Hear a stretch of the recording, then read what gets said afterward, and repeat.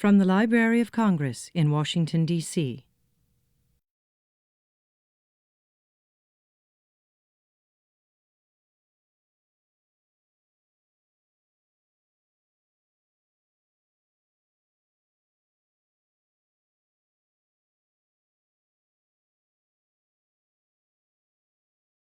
Hello, my name is Mary Lou Rieger, and on behalf of the Library of Congress's Office of Scholarly Programs and the Kluge Center, I want to welcome you to a talk by Dr. Dmitry Galtsin entitled A Train of Disasters, Puritan Reaction to the New England Crisis of the 1680s and 90s. Dr. Galtsin came to the library as a Fulbright Fellow.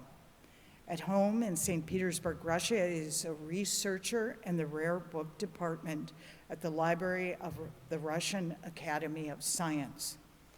He graduated from the history department of Petrozavodsk State University in 2005, and in 2009 received a PhD in history from the St. Petersburg Institute of History of the Russian Academy of Science in St. Petersburg, Russia. Dr. Galtsin has published broadly on topics related to his dissertation, The Fall of the New England Theocratic Regimes, 1685 to 1695, as well as on other topics related to religion, literature, and has done quite a bit of translation work as well, particularly in the areas of music and musicology. Here at the Library of Congress, he is working on a book concerning the New England Puritan theocracy of the late 17th century. And he has used many primary resources, particularly from the manuscript division, and worked closely as well with the humanities and social science division of the library.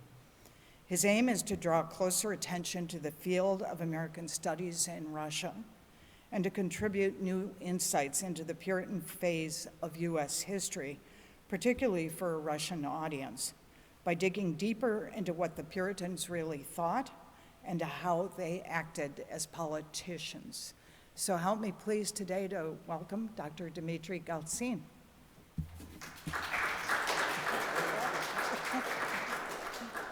Thank you very much. Can everybody hear me? Can everybody understand my accent? I'll try to make it as distinct as possible and as short as I can. Yes, okay, great. So first of all, I want to thank the John W. Kluge Center for their warm reception and for the opportunities I had for this half of the year, for research and for sharing just, well, the experience and the things I was finding here. I want especially to thank people from Rare Book Division and from the Manuscript Division, especially Julie Miller, who paid attention to my work and carefully read my texts. Also, I want to thank Cheryl Adams, my supervisor, who is unfortunately not here, also for her attention and for her care. I think I'll be just get into the topic itself.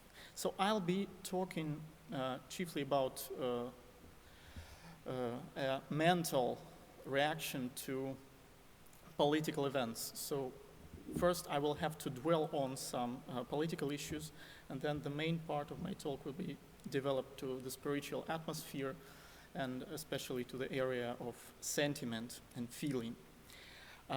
I must say, well, I think I will be clearing it up in the process.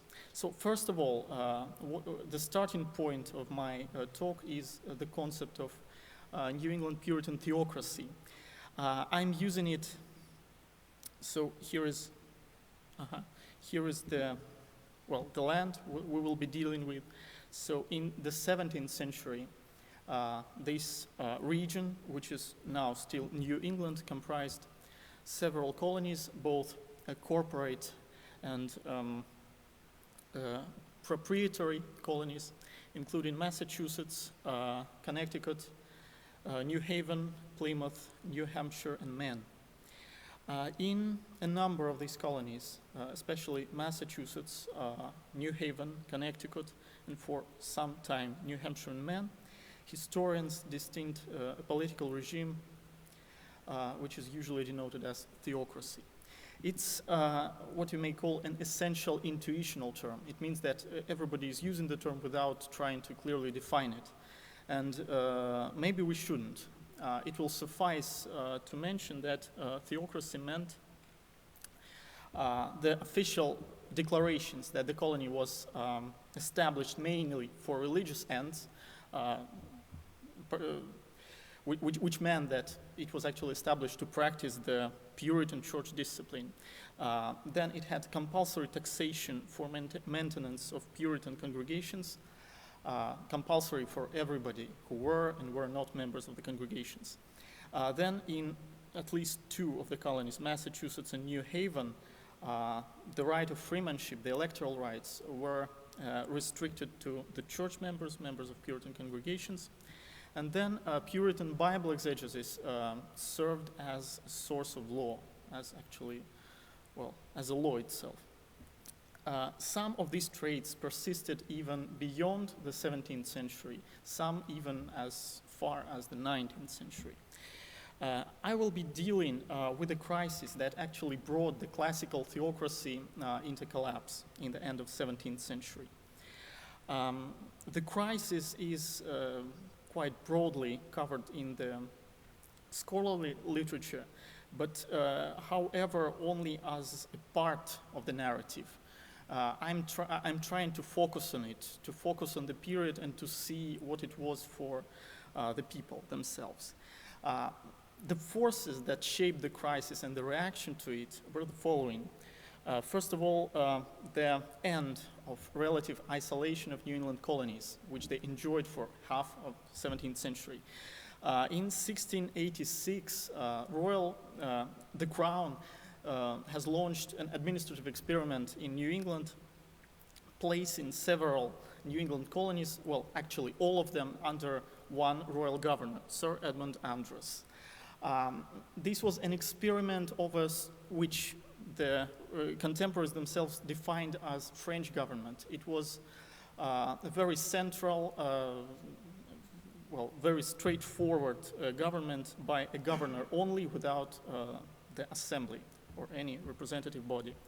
And probably no wonder that it actually collapsed not very violently, in a Boston Revolution of April 1890. This military coup was styled revolution by the contemporaries themselves, and it, to some extent coincided with the process of glorious revolution in the mother country. The Governor Andros, with Dominion officials, was incarcerated. The separate colonies resumed their virtual independence from the mother country for a short period. Then, in a short time, in 3 years, a new political experiment came from London, where Increase Mather, Boston pastor you can see there, won a new charter for the province of Massachusetts Bay. This was a political compromise since the province of Massachusetts Bay had a royally appointed governor and a colonial assembly. However, most historians and the contemporaries themselves viewed it as the end of theocracy, since from 1691 and forward, New England was under a very close, sometimes not so close, eye of the Crown, of London administration. The isolation of the Puritan colonies has finally ended. Though the first governor of the province of Massachusetts Bay, Sir William Phips, tried to embody the old, actually theocratic ideal of a godly ruler, he was a member of Increase Mather's church, a full communicant, a converted saint. His governorship was quite short, and it wasn't a great success, actually. Probably the worst points, not even in his governorship, but in his political career, was his defeat under Quebec when he tried to seize and capture it in 1690. and failed.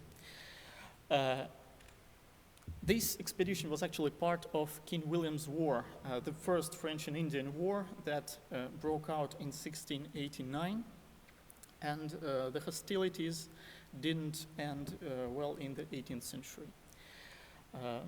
It also caused a financial crisis of 1690 when the first paper money in America were issued in Boston in the same year. And then, of course, Salem witchcraft crisis of 1692 and 93, the most notorious of all the events of the crisis and of the decade. Well, to some extent, my report is actually centered around it, but I don't mention it very often. So I look upon it as, well, the apex of the crisis, some sort of culmination which actually ended both the crisis and probably the New England theocracy as we know it in the 17th century. I focus mainly on texts written by New England elite, where I find instances of a perceptional crisis. I call it perceptional crisis. My hypothesis is that actually all the events of the decade of the late 18th and early 80s and early 90s were too stressful for the Puritan elite to place it in a working perspective. They came at too short a time, and, well, there were too many of it. So I'm trying to see into a very, very complex and intricate web of the sentiments, and I don't know how I succeeded in that, so I would like your opinion on that. So this is the components of the reaction I will try to focus on. Of course, this is not the reaction as is. It is only, well, maybe I should say the negative side of the reaction, since the positive one is incorporated into the progressivist, into the progressivist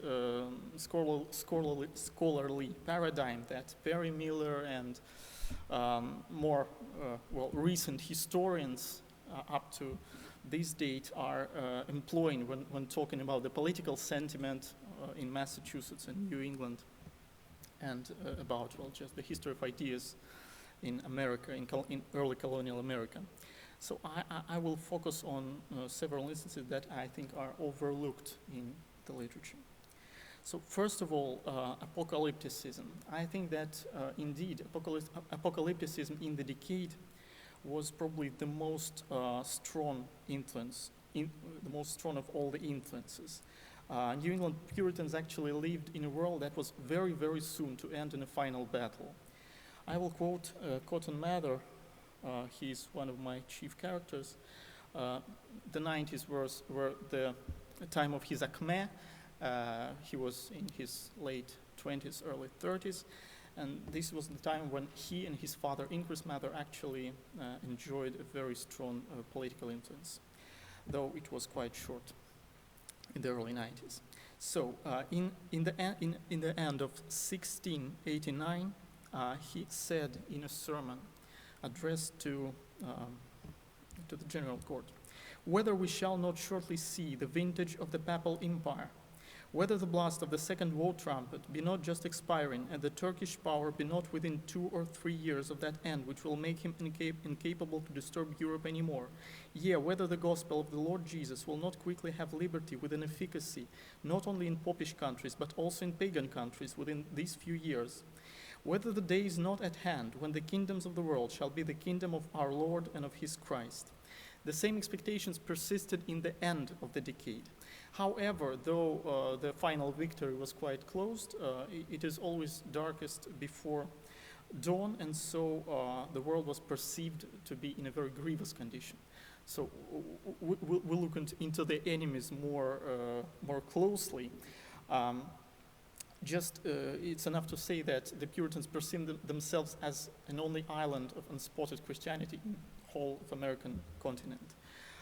Rainer Smolinski spoke of an eschatological fervor of the decade, so I agree with him in that respect.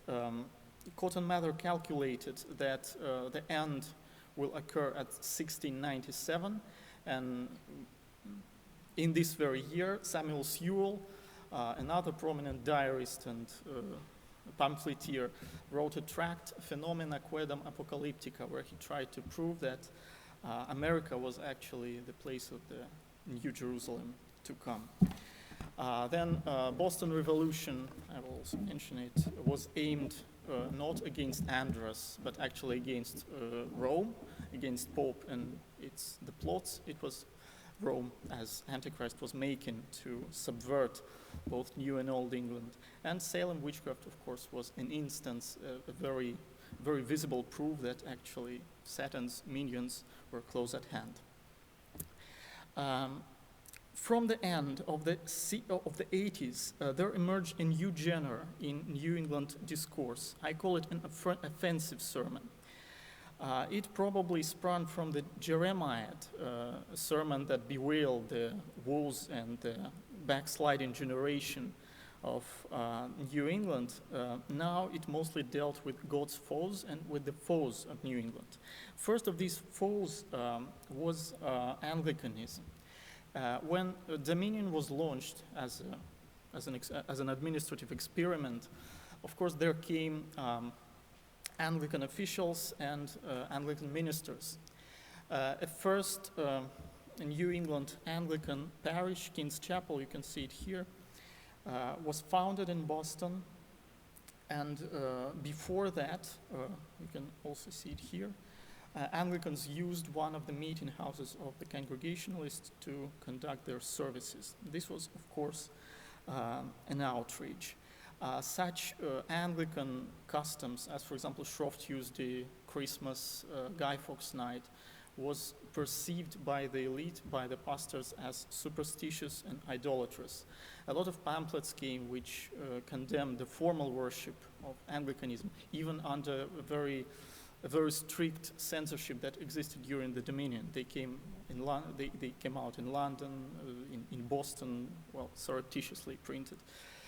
Increase Mather, Cotton Mather, Joshua Moody, Samuel Willard, all the most prominent preachers of Boston of that time were preaching against Anglican service as popish, idolatrous, superstitious, and so on and so on. The interest probably attests that their flocks were interested in the service, probably because of the ritual and the pageantry of the new service, of the new lifestyle. After the revolution, exactly on April the 18th, a group of King Chapel's members were imprisoned that had nothing to do at all with government. They were imprisoned together with the hated Dominion officials, so solely on the account of their being Anglicans. After the revolution, under the transitory period before the new charter, a lot of complaints came out of Boston from the Anglicans, from the Anglican ministers, from members of King's Chapel. I'll quote some of them. Some Bostonians endeavored to asperse, calumniate, and defame the Church of England adherents, and publicly hindered and obstructed the minister in the performance of the funeral rites to such as had lived and died in the communion of the Church of England. Such instances are actually, even corroborated by the Puritan pastors themselves. Another quote, young Mr. Mather, Cotton Mather, informs the people that the reason for our calamities is permitting the little chapel of the Church of England among us. It is insufferable for it to stand, according to him, though it is battered and shattered most lamentably already. So Susan Juster calls that a mini wave of iconoclasm. It was actually probably the first instance of iconoclasm in Boston when Bostonians broke the windows in King's Chapel. It persisted through the decade, broke windows and damaged the buildings, and probably did some sort of psychic violence to the adherents of the Church of England. However, after the charter came out, the new charter of 1691, the Puritans reconciled to this Anglican parish in their midst, chiefly probably because William III, granting the charter to Increase Mather, also informally promised that common prayer worship, Anglican worship, will not be pressed on New England. This was actually the point of all Puritan aggression, and when they came to understand that it was not to be pressed on them, they ceased, and Anglicans actually ceased to be the fifth column of New England. However, the Quakers became such a fifth volume. Shortly before that, only in 1682, Pennsylvania was established as a colony just very close to New England. And of course, it launched a sort of a crusade of the Congregationalist ministers against the Quakers. The Quakers, throughout the decade of the French and Indian War, were not only condemned for their, quote, nonsensical blasphemies and heresies, but also for their pacifism when they, quote, dared to defend the Indians in their bloody villainies and revile the country for defending itself against them. So unlike the Anglicans, the Quakers were actually not perceived as just other, but the alien, being made in the discourse no better than the Indians. So I come to the second point of the reaction, xenophobia. New England tended to be homogeneous throughout the 17th century, not only in respect of religion, but also in respect of ethnos. And in the end of the 17th century, when Boston trade prospered and when all this happened, the demographical picture was changing rapidly. The French Huguenot immigrants, the Irish immigrants, the resident Indians who have always been there, and the black slaves whose number has increased greatly in the last decade of the 17th century, represented a new non-English and non-Puritan alternative for the region. And of course, the war, in the condition of war, who are actually the foes and the hated people? Of course, the enemies, and those identified with the enemies. Measures were taken to check both the praying Indians, who were always living under Massachusetts jurisdiction, and the newly come French Huguenots who were living against them. Well, so that their probably collaboration with the Indian and French foes was checked and excluded. The destruction of a little town of Salmon Falls in March 1690s launched a wave of anti-Indian sentiment that didn't find its literary embodiment until 1699, when Cotton Mather's Decennium Luctuosum came into the print. This tract is valuable because it has a lot of little novellas in it that to some extent probably represent the popular sentiment. Anti-Indian sentiment was very important, for example, for the Salem witch trials. Mary Beth Norton, author of a best-selling book on Salem witchcraft, argues that actually it was all the Indian fears that helped to create the whole hysteria and the whole crisis. Indians were always perceived as, living in the wilderness, living close to Satan, being, serving the devil with their devilish practice. But only in the 90s, and, largely due to Cotton Mather, they came to be viewed as unhuman, as devilish, as, not English at all, and not actually, very like the English. Writing about, I have here a picture of an Indian woman. It actually came from an early book, 1659, but probably it is a good representation of the image that 1690s pamphlets and sermons represent. Indians were usually styled Philistines in the shape of men, bears, tigers, Scythian wolves, dogs, and so on and so on. Cotton Mather once asks very rhetorically, reader, who are the fathers of these myrmidons? They were portrayed as treacherous, as ruthless, as aggressive, and as always subversive to the order of the society. They didn't share the English notions of what was good and decent. It may seem like some sort of a commonplace, because actually the Indians were always both very prominent in New England Apocalyptic. So in 1650, Joseph Mead, the Englishman, wrote that America is actually the seat of Gog and Magog. It will never be saved, and Gog and Magog, the Indians, are created by God just to attack the city of God at the end of the saints' millennial reign. Though, of course, New England intellectuals could not agree to this pessimism about America, still Gog and Magog rhetoric was very prominent in the sermons that was read to the soldiers, to the magistrates of the decade, the anti-Indian rhetoric. I'll quote from an early sermon preached to the soldiers. At the first appearance of the tawny pagans, then courage, brave hearts, fall on courageously. Yeah, when once you have but got the track of those ravenous, howling wolves, then pursue them vigorously. Turn not back till they are consumed. Wound them that they shall not be able to arise. Though they cry, let there be none to save them. But beat them small as the dust before the wind, and cast them out as the dirt in the streets. Let not the expression seem harsh if I say unto you, sacrifice them to the ghosts of the Christians whom they have murdered. So these were actually the words of a Christian minister on, well, probably not on a Sabbath, but at least on a Christian meeting, on a Puritan meeting. And this very minister would agree that the chief aim of New Englanders in America was actually to convert the Indians. So you may see just the mood in which they like to convert them. Both David Lovejoy, the author of the expression Satanizing the Indian, and Susan Juster, whom I already cited, tend to portray the anti-Indian sentiment of the 17th century as invariable.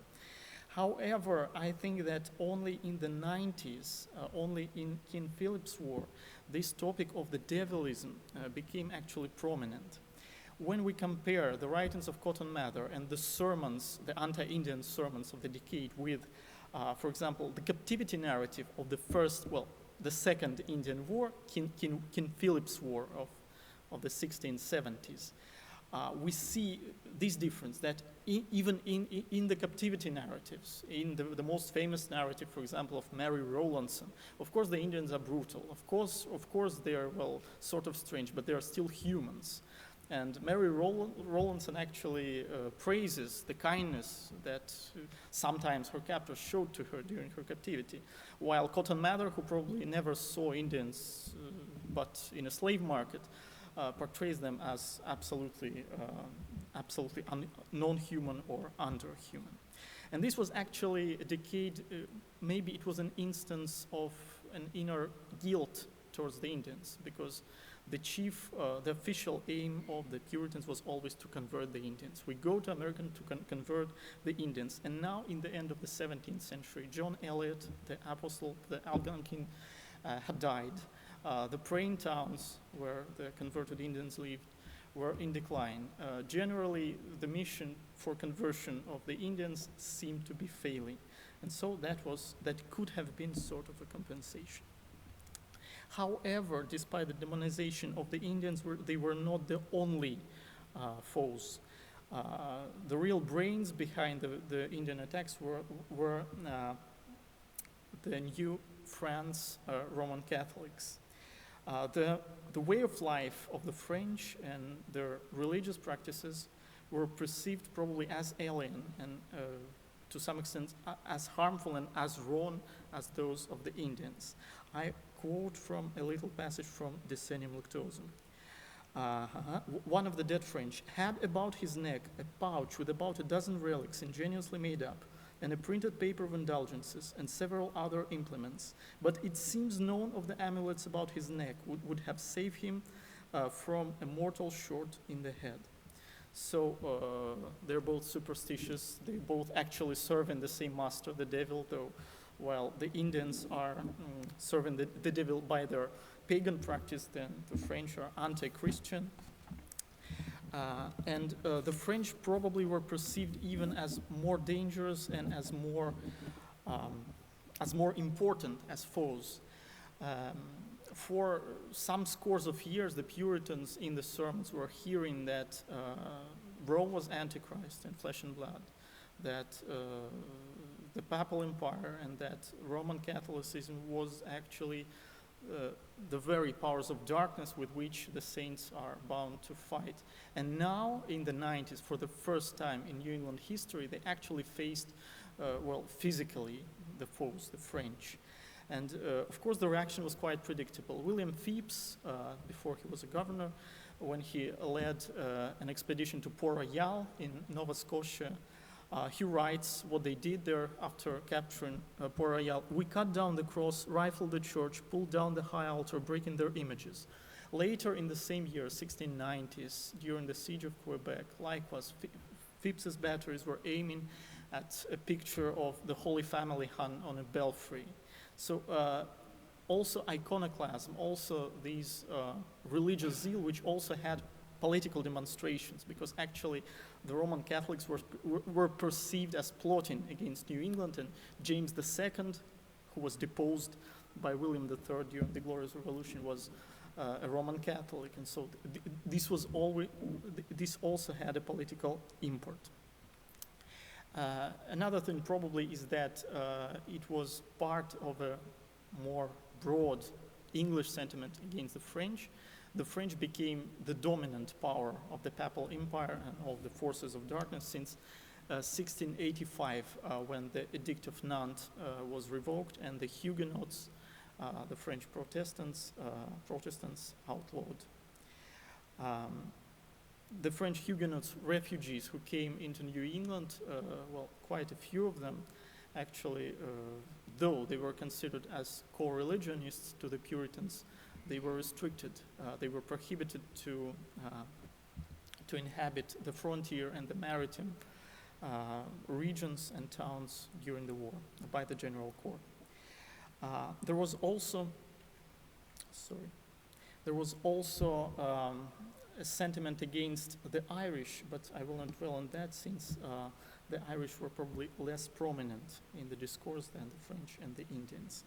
So for the first time in the history of New England literature, the pejorative ethnicons that probably came from the grassroots level occur in the high-style text written by the elite. So they refer to the Indians, to the French, and to the Irish. In the face of this culturally alien, the New Englanders very often forgot that they were actually distinct from the religiously corrupt mother country and part of a New England, a very separate and very special land, special for its godliness and for its mission in the perspective of sacred history. So this xenophobia of the decade is probably also part of this coming to terms with itself, as New England was formulating the new identity in the face both of the Anglicans, the British, and the enemies, the French and the Indians. Now I come to quite the opposite sentiment, which is shame. Shame was always a part of New England life, since Puritanism presupposed a very deep concern about the state of one's soul, and therefore the understanding of one's guilt. But in this decade, there emerged a shame of some other sort. I have here, the title page and two croppings from Ryder's British Merlin, an almanac printed in London. Yes? Okay. Okay, thanks. So this is Ryder's British Merlin, an almanac for 1691. This is from Increase Mather's papers from Manuscript Division of Library of Congress. What is interesting in this almanac is that here you can see general geographical descriptions of the world, including Europe, Asia, Africa, and America. And under the head of America, New France, California, and other lands are mentioned, but not New England. So you may imagine how a Puritan who came to London to plead the cause of New England may have felt when he opened this description and saw that his very peculiar country was not even mentioned. Yes? Ah, you still can hear me? Okay. Okay. Now can you hear me? Huh?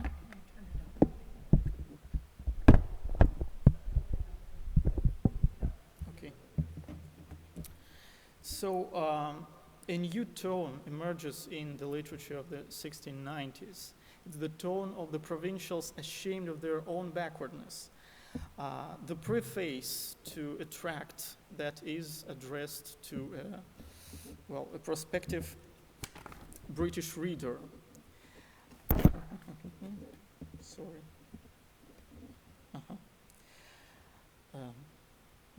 And if a war between us and a handful of Indians, this is the King William's War, yes? Yes.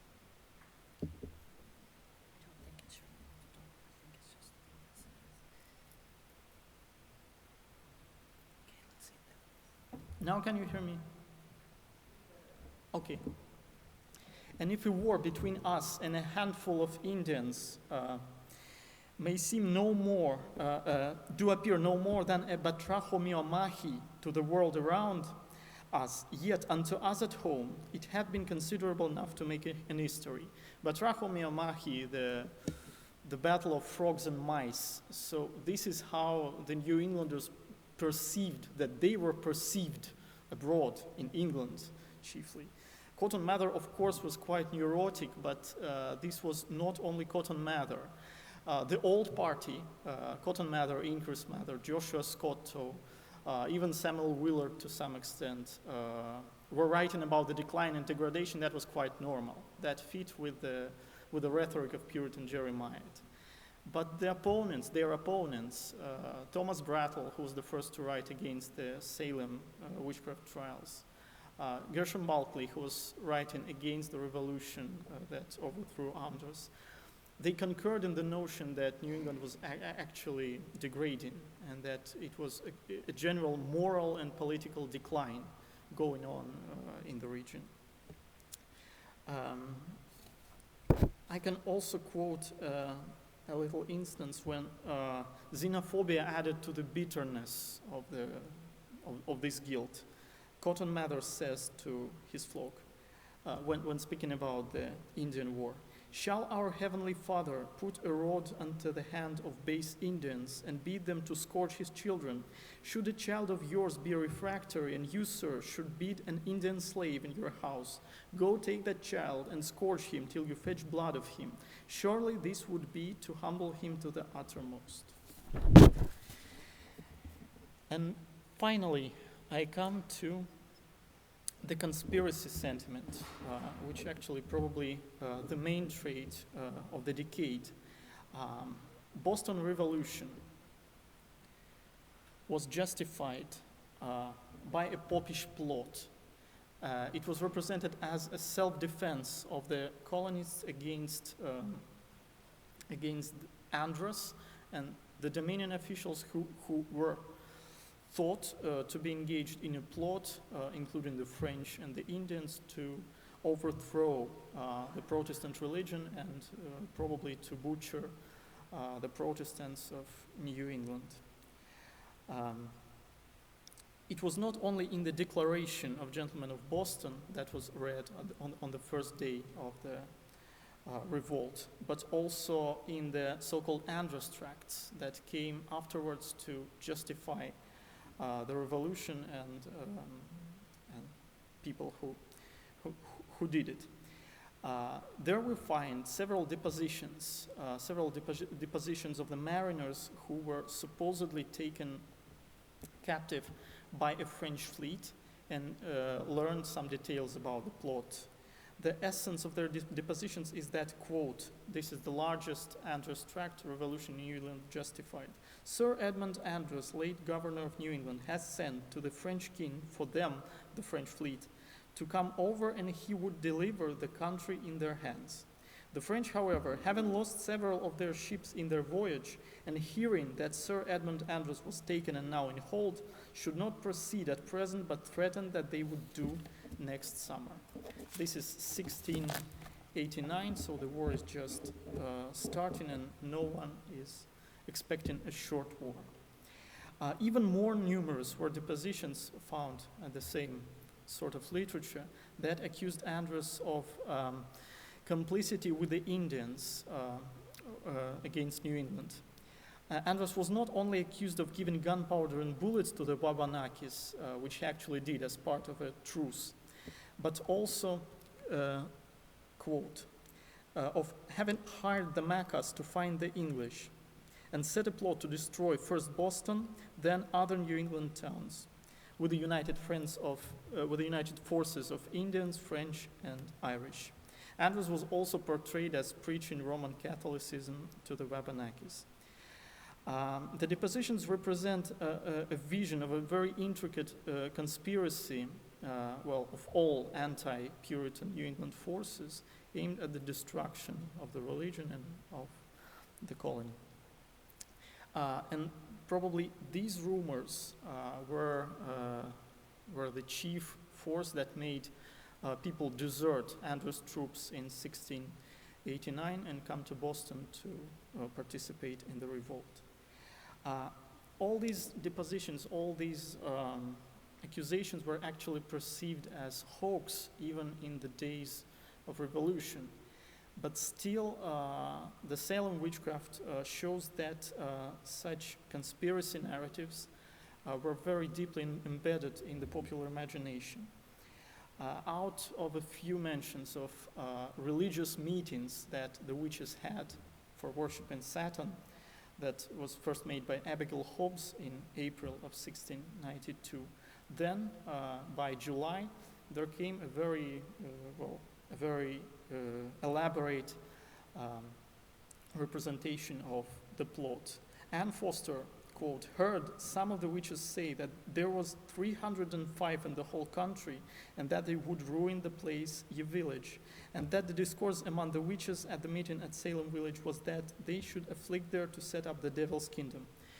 William Barker of Topsfield put it straight. Satan's design was to set up his own worship, abolish all the churches in the land, to fall next upon Salem, and so go through the country. He said the devil promised that all his people should live bravely, and all persons should be equal, that there should be no day of resurrection or of judgment, and neither punishment nor shame for sin. So here we see the same conspiracy that the soldiers under Andros feared. And to conclude, I think I must mention the very paradigm I was hinting at the beginning. So the picture as historian presented of the decade is quite optimistic. So from an isolated, a Puritan, a traditional community in New England is moving towards a more open and all-Atlantic community. But however, we see that the hold of the theocracy, the hold of this Puritan thinking and of the concepts that were also embedded in the preaching of the years before the 80s and the 90s, was very active, and it was actually put into real life. So Salem witchcraft is actually the Jeremiad, the Puritan sermon come true, when you can actually see the false you've been told about for some score of years.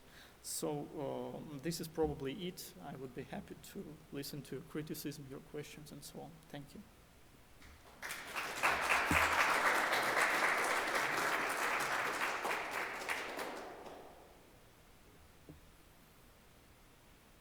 Yes. I'm interested in what level of literacy did they have? Meaning that virtually all of Puritans, were they literate? Could they read not only in English, could any of them read in Latin? Was the King James Version the number one Bible that they were using, and all that rhetoric and so forth? Were the women literate? Well, thank you for the question. Yes, actually the level of literacy in New England was higher than in England, in Old England. But we still can't say that it was like all the Puritans were literate. Of course, it was actually a policy of the theocracy to spread education as far as they could. At least, the majority in the town should be able to read, probably not write. So, for example, the governor, Sir William Phips, found it very difficult to write. So the reach of the schools established by towns was not as far as one could get the impression from reading the tracts, the propagandist tracts of the Puritans. The literacy probably in an average, not in Boston, but in an average New England town, being versed in the New England lore came not from the printed book or from a written word, but from a sermon. It was very much a hearing culture, a listening culture. And people could sit to a 2 hours lecture, probably much easier than we can. And in this respect, even the illiterate girls from Salem, illiterate girls and illiterate housewives, they represent that they were actually acquainted with the concepts that the Puritan divines wrote in the tracts because of the sermons, because all the preachers to some extent were, quite sophisticated. Most of them were from Harvard, and Harvard was actually made to make preachers in these New England villages or towns. And to this extent, we can say that it was a culture of the book. There are very good studies of the literacy in New England. David Hall wrote a lot about that. And speaking about the Latin literature, of course, Harvard had Hebrew, Greek, and Latin classes. Latin was probably a second reading and writing language for all the pastors, especially the leading pastors like Mather or Willard. And Joseph Mead's tract on Apocalypse, that was very prominent, that was very widely read in the decade by Samuel Sewell, by Cotton Mather. That was, that haunted the imagination of the Puritans that decade, was initially written in Latin. So English version came only later. So probably it is a special issue to find in this text the instances of some, references to Latin works that they could have read, Latin works of the decade. And also, the book exchange between Old and New England was actually amazing. So because Samuel Parris, pastor of Salem village, who was very prominent in the witchcraft trials, says that he read a book in 1692 that was issued in London in 1691. So it was very quick. Taking into account that the voyage took from 3 to 6 months across the Atlantic. Hundreds of books, maybe even thousands of different books that had come over and were available? Well, I can't say about hundreds and thousands. I don't remember. Increase Mather's library, more than 2,000 books. Well, about that. And this was one of the largest. Harvard Library, of course, had more. Witchcraft trials, what were the main charges against the women suspect? Well, the same accusations were against women and men alike, that they contracted with the devil, that they signed a pact, a covenant with the devil, that they worshipped him, and as part of that worship, that they tortured other innocent people, coming to them as specters, as phantoms. So this spectral evidence was the main distinctive feature of the Salem trials, that when a certain person said that the specter of such and such is torturing me, and then the judges took that for granted, took as evidence of guilt of this such and such. Following up on the question on the trial, I was just wondering who was the real, first of all, if it was just a form of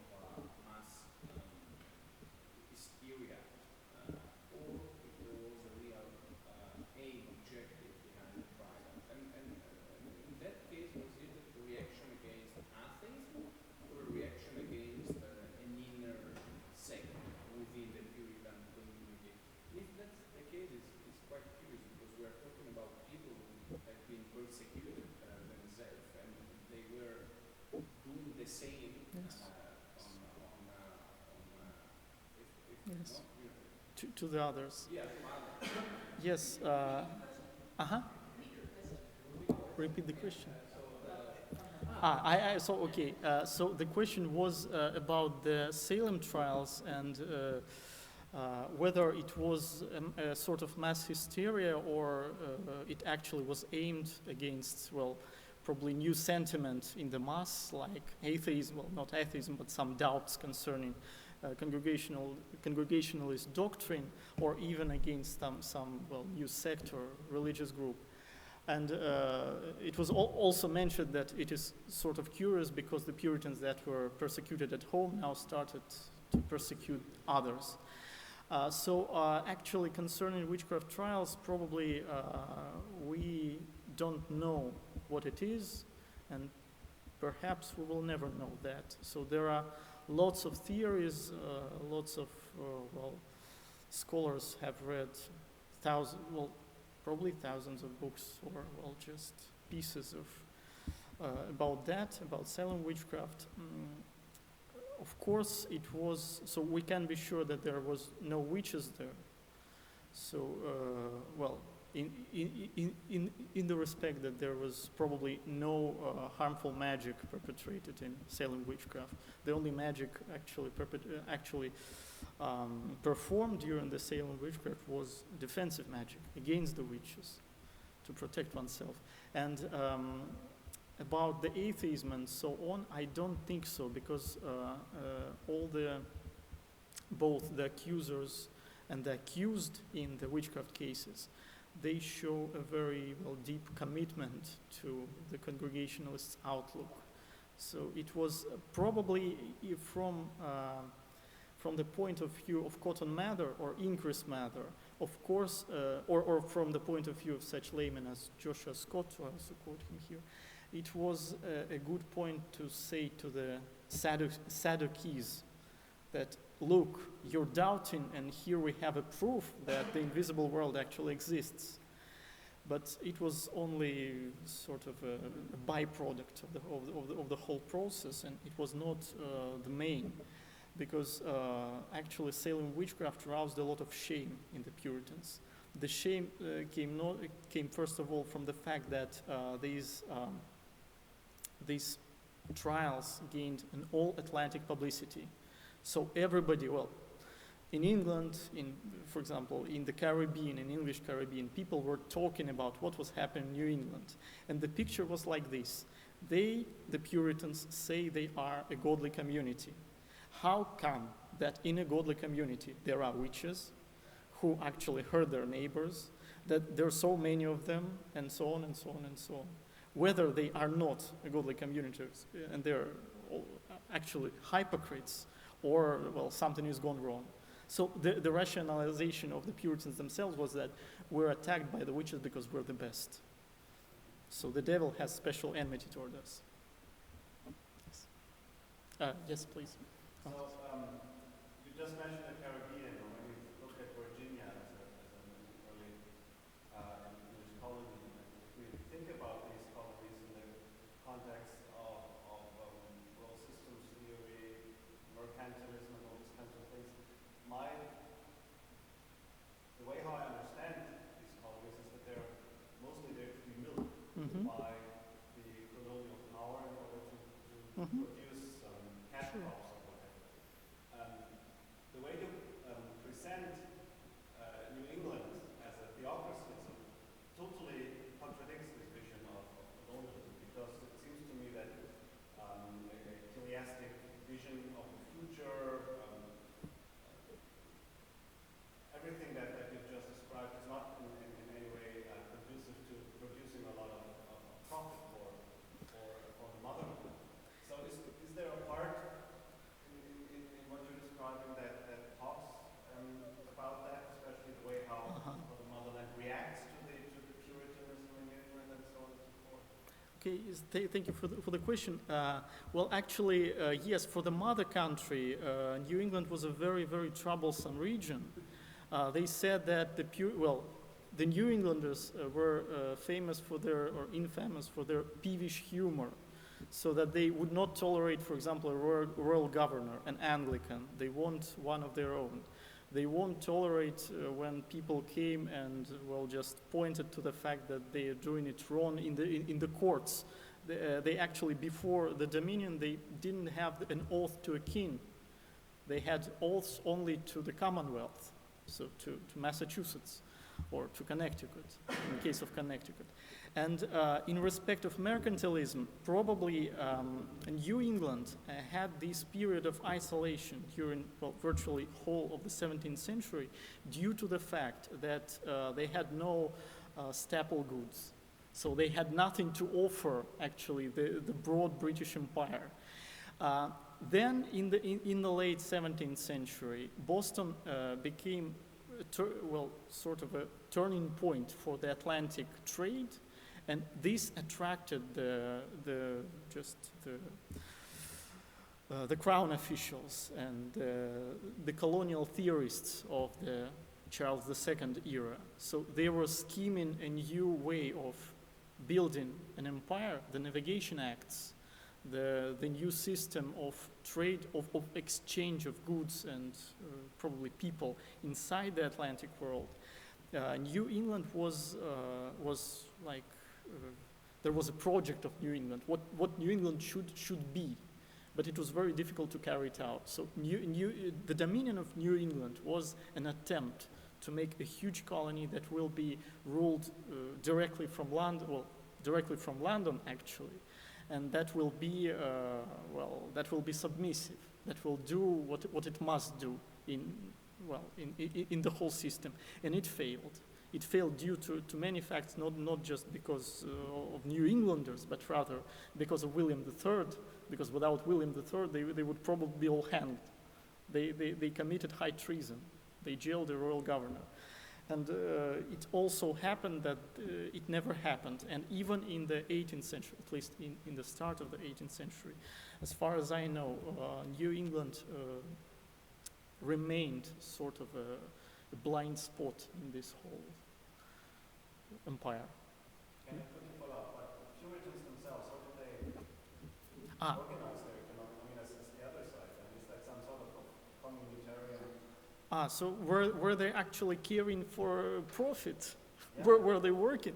Well, yes, actually. There was a whole class of Boston merchants who were very skeptical about the Puritan cause and who were actually interested in profit.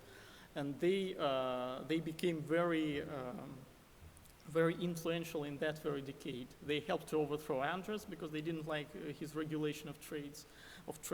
And they generally was an alternative that actually won in the long run, because it was the Boston merchants that they then shaped the post-Puritan face of New England. Yes. I actually was thinking in terms of the larger sort of Americas, and thinking about the Spanish colonies, in particular Mexico, which undergoes a similar rebellion in the 1680s. Mm-hmm. And then we have plague, again, that sort of decimates the population of Mexico City, the rains, and some of the issues that you talk about in terms of the reaction of the Puritans, you can find as well in the population of Mexico. Think of San Juan de la Cruz, who Mm-hmm. undergoes this process of getting rid of all the worldly possessions and resuming a life with prayer and a life. So I'm wondering what happens if we place this particular event in this larger context of the Americas. To what then degree the Puritans become the exception or something special, and maybe we think of them differently. Mm-hmm. Thank you for the question. Yes, apocalypticism was actually very important in the life of 17th century Europeans and Christians generally. 17th century is a very disturbing century. A lot of things happen that may portend the very end.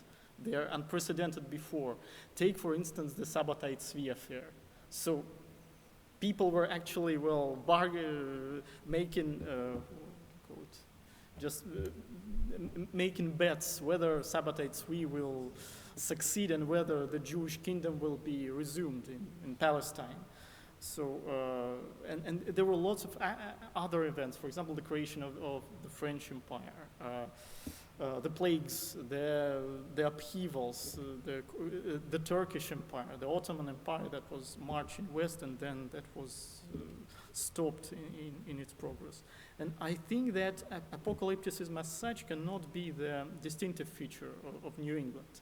But however, New England had their own intellectual history of, that was mainly formed by the 17th century. And in 17th century, they had certain stereotypes of themselves.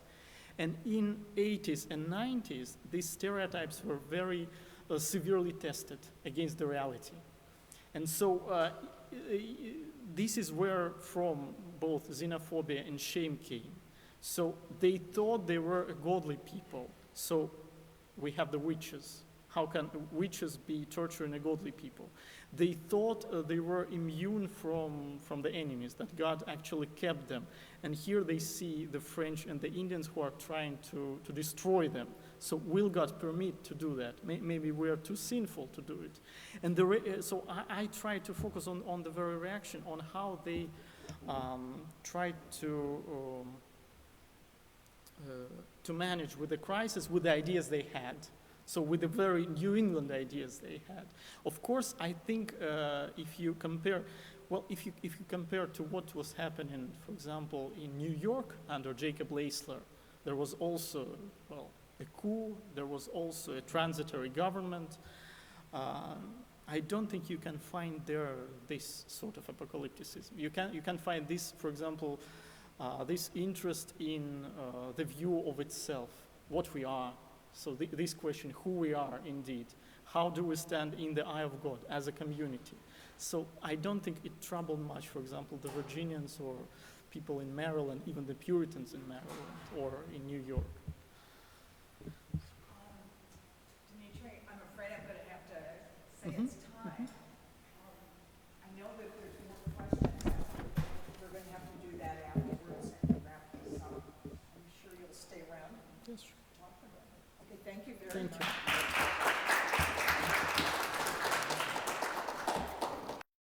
This has been a presentation of the Library of Congress. Visit us at loc.gov.